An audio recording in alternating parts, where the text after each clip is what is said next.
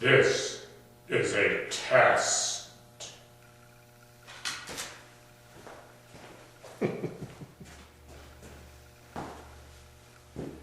It's day one of our project. We're getting ready to go. I'm going to show you now how I set up this job and what we're going to do first.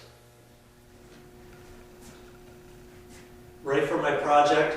So the first thing I do is I put my nail bag on. Put my waistband on. First, this protects my back. I always like to use my nail bag. I feel comfortable when I have my nail bag on. You don't necessarily have to have a nail bag, but because I have one, I like to use it. Ready to go. I'm going to move these chairs and this table out of the way. It's always nice to have everything moved out of the way so you're not going to damage anything. Okay, keep rolling it out all the way to the end.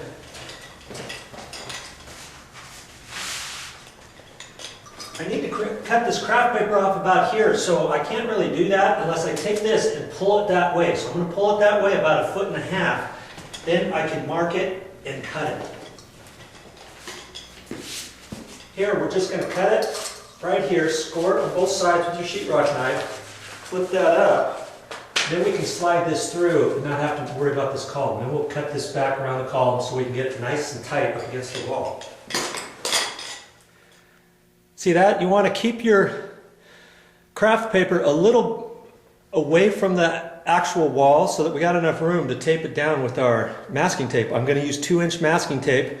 We're going to start at one end and then go to the other end and line it up before you start putting the tape down, because it has the craft paper has a tendency to walk on you.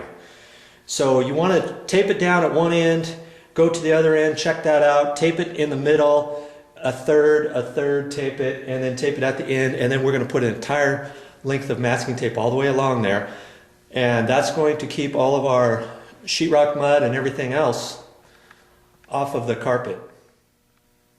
See, I just put a little piece of tape, masking tape, at the end, and then I moved along and did a little bit more. I went to the very other end, put another little piece of tape, put a couple in the middle. Now I can fill in the areas. If you don't do this, and then when you start taping, you'll look back behind you and you'll notice that your craft paper has kind of walked on you, and then you try to push it over and you got all kind of ripples in the paper and everything else. So I like to keep all my stuff nice and flat. As you notice, we've also put the craft paper all the way down to the wall, to the right-hand wall. Even though the door is about 4 feet away, I want to keep all the carpet protected for any spills or anything else. So I always like to go a little bit overboard. It's nice to do that. That's how you want your craft paper to look all the way along the wall. The craft paper is nice and easy to work with, and that's why I'd rather use it than drop cloths. I don't have to lug around drop cloths. The craft paper rolls up and stays in a nice roll. It's easy to store. I don't have to worry about paint getting on the drop cloth, sheetrock mud getting on the drop cloth, any of that kind of stuff. So this really works well for my projects. I urge you to use it. See how I cut the craft paper around the column? I gave it plenty of clearance all the way around so that I got plenty of room for my masking tape.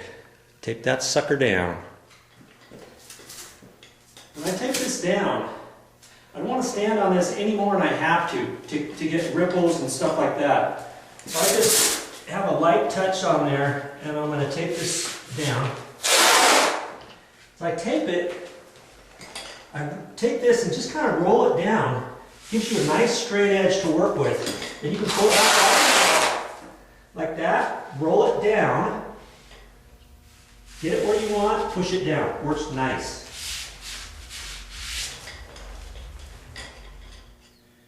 You may think you don't need to mask down the outside edge of the craft paper, but it's always best to do that, because I find if you don't, lots of times you're going to either trip over it or it's going to rip or something like that. So I just go ahead and tape the whole thing down. But I still put little pieces here and there first, and then I tape from joint to joint so I don't get any major ripples in there.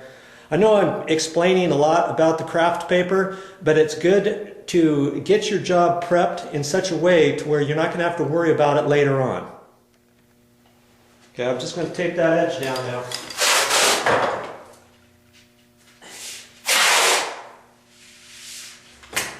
I like to use 2-inch tape because that gives me enough overlap on the craft paper as well as onto the carpet.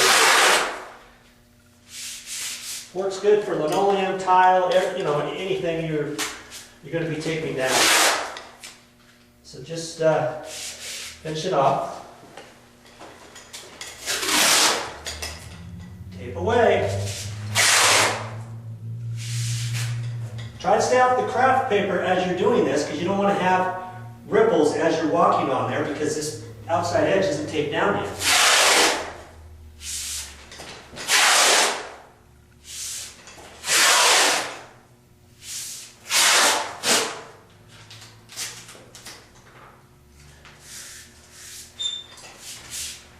Ready for our project. There's no drop cloth on this earth that looks as good as that before you get ready for your project. Your drop cloth's not going to get up tight to the wall. Your sheetrock mud and your sheetrock dust and paint, everything else is going to be landing down in the nooks and crannies. So, see how nice this is?